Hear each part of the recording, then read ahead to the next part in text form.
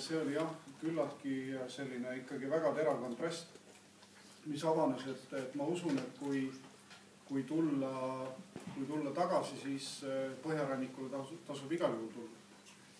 Et seda ma arvan küll.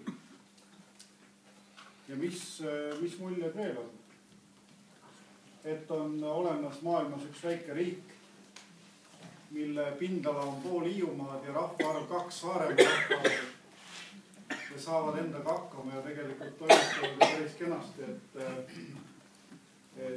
mul üks sõber teatas just, et kui me olime Andorras, et tema on käinud siin suusatamas ja on hästi mõnus ja tore olnud.